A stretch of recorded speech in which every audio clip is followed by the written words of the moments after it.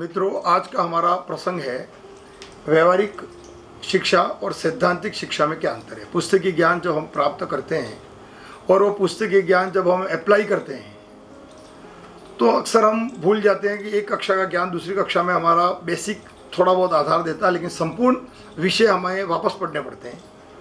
तो जो डिलेट होता है और सीखते हैं, डिलेट होता है और सीखते हैं, ऐसा बच्चों के साथ क्यों होता है? और बच्चे जो किताबों में पढ़ते हैं वैसा बन क्यों नहीं पाते हैं?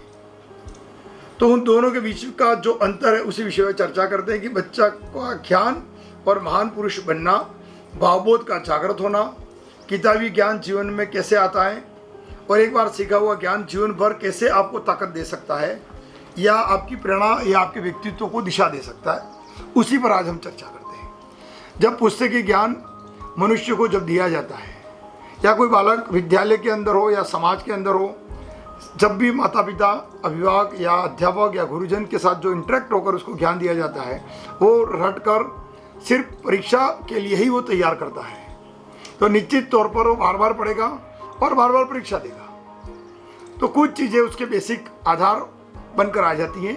तो जो बच्चा अधिक सीटिंग कर सकता है, अधिक रट सकता है, वो अधिक नंबर ले आता है।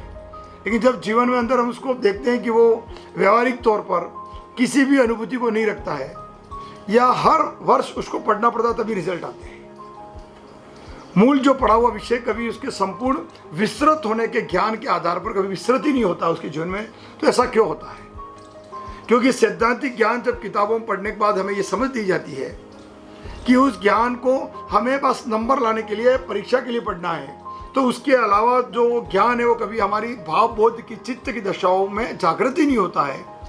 वो भाव हमें प्रेरणा ही नहीं देते हैं कि हमें जीवन में इस चीज़ के और उस ज्ञान से हमें कोई प्राप्त हो सकता है या आनंद हमें प्राप्त हो सकता है या हमारे ये अनुभव जीवन को महत्वपूर्ण दिशा दे सकते हैं। जैसे हम प्रगति बोध कोई कविता को पढ़ रहे हैं, कवि ने सूर्योदय के वर्णन किए हैं। अब वो सूर्योदय की कविता यदि आपके जीवन के अंदर प्रतिदिन सूर्योदय के आनंद के साथ सृजित हो जाती है, उसका अनुभव लेना सीख जाते हो आप, और वो कविता पढ़ने के बाद आपको एक जिज्ञासा उत्पन्न होती है परीक्षा के अलावा भी, तो जो अनुभव आपको सूर्य के उस सूर्योदय के साथ प्राप्त होंगे, जो आपके जीवन के अनुभव से संचित होंगे, तो कवि का जो ज्ञान उसने शब्दों से संकेत किया था वो आपके अंदर एक संपूर्ण आकार लेना शुरू करता है और उसका जो आनंद है वो वास्तविक अनुभूति में आपके बदलना शुरू हो जाता है। लेकिन बच्चा हर वर्ष किताबों में प्रकृति की सुंदरता की कविता पढ़ता है, लेकिन प्रकृति की सुंदरता को कभी जीवन में अनुभूति लाने के लिए जीवन के प्रकृति के साथ कभी सामंजस्य बना ही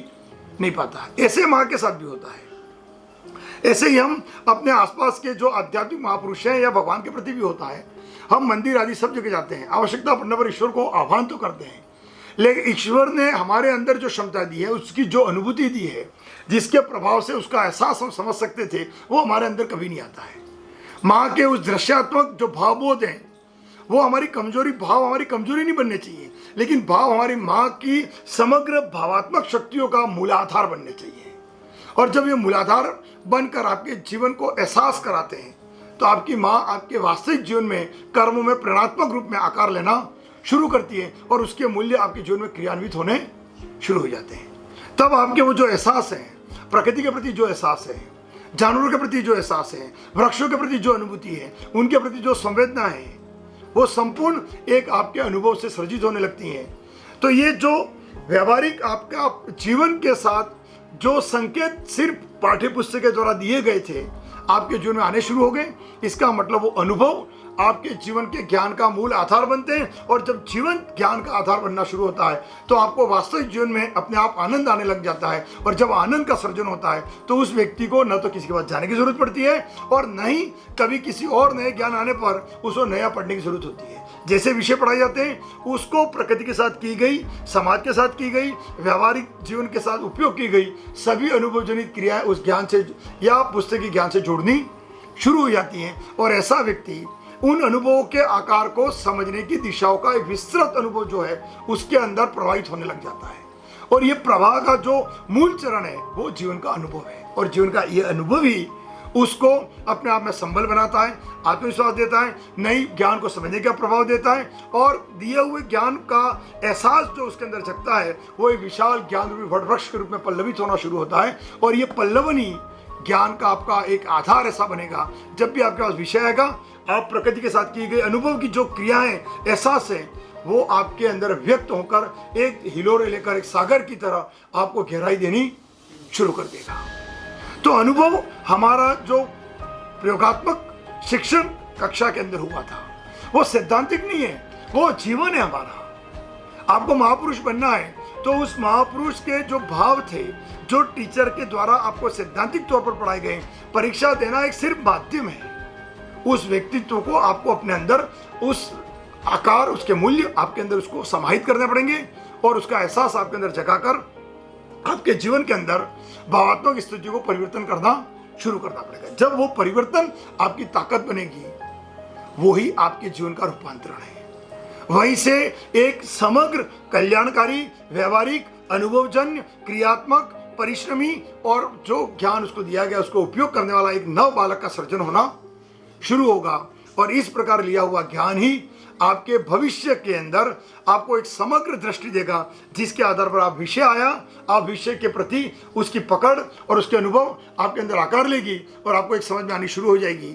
और आप निश्चित तौर पर अपने उस ज्ञान को अप्लाई करके, चाहे वो किसी भी अपठित कविता हो, अपठित गद्यांश हो, आपको फिर बार बार रटने की जरूरत नहीं पड़ेगी। अपठित कविता का अर्थ कर पाना आपके प्रकृति के साथ समझे हुए ज्ञान के अप्लाई करने से आनी शुरू होगी। शब्द कोश का अर्थ जानना जरूरी है, अर्थ और भावबोध अपने आप आने शुरू हो जाते हैं। मनुष्य का यहीं से जो सृजन होता है वो ही उसके लिए ज्यादा उपयोगी है, और इस प्रकार से सृजित ज्ञान के लोग ही महापुरुष बन जाते हैं। इसीलिए उनको भविष्य में आने वाले अपने भाव के साथ जो समस्या जन्म लेती है, जो कर्म करना वो जानता है, उस कर्म के प्रति जो उसकी समस्या है वो उसकी ताकत बननी शुरू हो जाती है।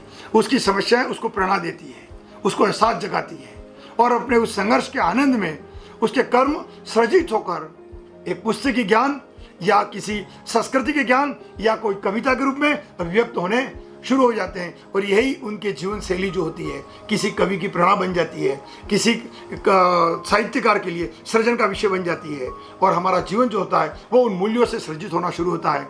हम अपने नाम के साथ जो जीना चाहते थे, समाज ने जो हमको नाम दिया था, परिवार ने जो नाम दिया था, उसके साथ जन्म लेना और उसी के साथ मरना आपका मतलब है सैद्धांतिक जीवन जीना है। आपने समाज को जिया है, आपने प्रकृति को कभी अपने अंदर आने नहीं दिया है। महात्मा गांधी का अहिंसा परमो धर्म, तो अहिंसा का नाम लेते गांधी याद आते हैं, वीरत्व की बात करते लक्ष्मीबाई याद आती है, और देशभक्ति के लिए पराक्रम और स्वाभिमान का प्रतीक के रूप में महाराणा प्रताप याद आते हैं। तो प्रताप का नाम जो दिया हुआ था वो माता पिता और समाज ने दिया था, लेकिन स्वाभिमान का प्रतीक जिसका नाम लेते प्रताप याद आता है वो उसके कर्म है, उसकी प्रकृति है और उसके भाव है। जब मनुष्य भावों को प्रकृति और आपके मनुष्य के क्रियाकलापों से जोड़ देता है, उसके भाव उसके कर्म बन जाते हैं। तो ऐसा जो जीवन होता है वही श्रेष्ठ कर होता है, क्योंकि उसके अनुभव, उसके संकल्प, उसके आधार पर जिया हुआ इंसान होता। वो समाज के गढ़े हुए परिभाषा में वो जिया हुआ इंसान नहीं है। इसलिए आपका जो पुस्तकीय ज्ञान है एक्चुअल परीक्षा पास होने का विषय नहीं है, परीक्षा तो ऐसे ही अपने आप पास हो जाता है। इसलिए जब उस ज्ञान को जीवन में अप्लाई कर लेते हो और उसकी ताकत बना लेते हो व्यवहारिक जीवन में, तो ये किताबें छोटी हो जाती हैं और आपका व्यक्तित्व ऊपर उठना शुरू हो जाता है, और बाद में आप किताब लिखने वाले बन जाते हो, या ऐसे ज्ञान आपको श्रेष्ठ बनाकर उस भौतिकवाद का भी एक चरम आपके अंदर आना शुरू हो जाता है। तो जीवन सैद्धांतिक नहीं होता है, उस ज्ञान को जागृत करें। कविता माध्यम में संकेत कर रहा है पाठ्य पुस्तक के द्वारा कि भाई इस प्रकार के भाव भी आपको जीवन में जगाने चाहिए, या मनुष्य को इसके अनुभव को आपके जीवन में लाकर आपको अप्लाई करना आना चाहिए। और जब जब हम उसको अप्लाई करते हैं तो फिर अप्लाई किया हुआ ज्ञान आपको अनुभव देता है, प्रकृति की तरंगों को आपकी तरंगों से जोड़ता है। आपके भाव चित्त की जो दशा है वो व्यवहारिक और सत्य आधारित ज्ञान की ओर जाना शुरू होते हैं, क्योंकि पुस्तकीय ज्ञान उस कवि के सृजन की अनुभूति है, और आपके सृजन में उससे भी महान बनने के तत्व नहीं थे। तो प्रकृति के अप्लाई करने के ज्ञान से प्रकृति जो आपको आकार देगी, शायद उस कवि से भी तुम ज्यादा समझ पाओगे, उस वैज्ञानिक से भी ज्यादा समझ पाओगे, और आप एक नव मूल्यों का सृजन करने वाले इंसान बनने शुरू हो जाते हो। इसलिए हम सैद्धांतिक ज्ञान को ही मूल आधार न बनाएं, व्यवहारिक जीवन के अनुभव आप उस सैद्धांतिक ज्ञान को अप्लाई करना शुरू करें और उसको व्यवहार में लाकर प्रकृति की उन सभी दशाओं को जिन्होंने महापुरुषों ने या साहित्यकारों ने सर्जित किया है, या आप किसी फिजिक्स केमिस्ट्री के किसी सिद्धांत से प्रभावित हैं और उसको जीवन के साथ जोड़ लेते हो या क्रियात्मक चीज़ों को जोड़ लेते हो, तो चाहे वो साइकिल से लगाकर स्कूटर हो या स्कूटर से लगाकर कार हो, कार से ट्रक हो, सबका मैकेनिज्म एक ही है। यदि आपका मैकेनिज्म आपको समझ में आ गया है तो सभी क्रियाएं किस तरह आकार बढ़ते हैं, प्रभाव बढ़ते हैं, इंजन की कैपेसिटी बढ़ती है, क्रिया एक जैसी ही होती है।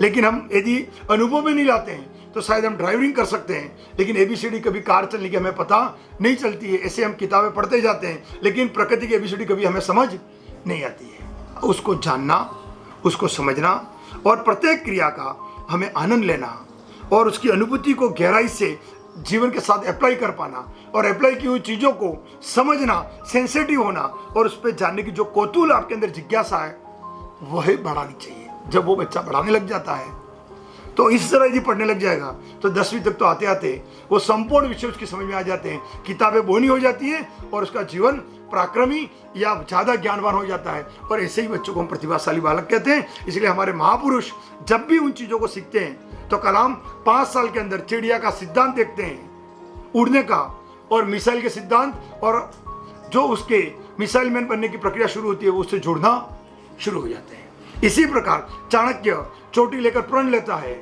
और नव सृजन करना शुरू करता है। कोई व्यक्ति तलवार उठाकर विश्व को चैलेंज करना शुरू कर देता है। कोई साहित्यकार बचपन से लिखना शुरू कर देता है। एकलव्य आदित्य अपनी शक्तियों को परिभाषित कर पाता है तो प्रकृति और उसके अनुभव जनित ज्ञान के कारण कर पाते हैं। पुस्तकी ज्ञान वाले कभी कोई चैलेंज नहीं कर सकते हैं। वो मानसिक गुलाम होकर नंबरों के आधार पर किसी की नौकरी कर सकते हैं। इससे तो श्रेष्ठ अनुभव जनित वो अनपढ़ व्यक्ति बेहतर है जो अपने ज्ञान से उसको नौकरी दे पाता है, जो डिग्रियों के हासिल कर कर उस डिग्री की नौकरी करता है। अनुभव जनित जो ज्ञान है वही जीवन की मूल शक्ति है, हमें उस पर ही कार्य करना चाहिए। अनुभव आपके गहरे बनाओ, जितने गहरे अनुभूति के साथ जीवन को समझ पाओगे उतना ही जीवन एक संपूर्ण आकार लेना शुरू करेगा। इसलिए बचपन से बच्चों को हर ज्ञान को आप बस कविताओं को कक्षा में नहीं पढ़ाए, उनके साथ जीवन में अप्लाई करना सिखाए। शाम के समय सूर्योदय के साथ आप भी देखें माता पिता, और बच्चों को भी उसके बारे में नरेट करना शुरू करें, संघर्ष करना शुरू कराएं, मिट्टी के एहसास कराना शुरू करें, प्रकृति की क्रियाओं को उनको समझने का मौका दें और जानवरों के साथ भावात्मक और क्रियात्मक उनकी एबिलिटी के साथ उनके अनुभव साझा करना शुरू करें। यदि ये किस्से और कहानियां जब बच्चों के अंदर आने लग जाती है तो रानी लक्ष्मीबाई बचपन के उस परवरिश से बड़ी है, उस अनुभव से बड़ी है। किताबें यदि रानी लक्ष्मीबाई ने पढ़ी होती तो लक्ष्मीबाई कभी लक्ष्मीबाई होती ही नहीं। प्रताप किताबों को पढ़कर बैठे रहते तो शायद कभी प्रताप बनते ही नहीं।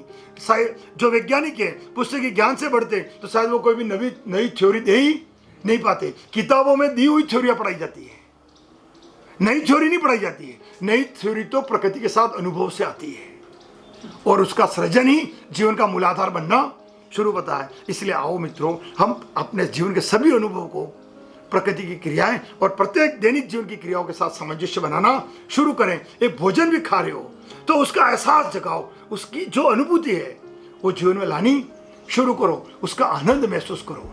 ये जो महसूस करने की जो प्रक्रिया है वही जीवन की ताकत है, वहीं से जीवन बनेगा और कुछ परिवर्तन आने शुरू होंगे। ये रसात्मक जीवन है, फिर न्यूट्रिशन की जरूरत नहीं पड़ती है। शरीर आनंदित होकर जो रस श्रावण करता है, हार्मोन्स पैदा करता है, उसकी सृजन की शक्ति आपके भोजन की शक्ति से कई गुना बेहतर होती है। तो प्रत्येक दिन में कुछ पल ऐसे बनाओ जिसके अंदर आपके अंदर एहसासों से रस स्रावित हो और वो आपको प्रफुल्लित कर कर जीवन जीने का संकल्प देना शुरू करें। जीवन के एहसास ही सब कुछ है, तो आओ मनुष्य को उस दिशा में ले जाएं, बच्चों को उस दिशा में ले जाएं और वहीं से हमारा ज्ञानात्मक, व्यवहारात्मक, अनुभवजनक जो क्रिया है वही ताकत बनेगी। तो सिद्धांत संकेत करते हैं, उनका होना जरूरी है, लेकिन सृजन अप्लाई करने से आएगा। उसको जीवन में क्रियाओं को लाना शुरू करें। इसी विषय को ध्यान में रखकर हम आगे जीवन जीना शुरू करें। धन्यवाद। कल नए प्रसंग के साथ, नया विषय, नए साथ।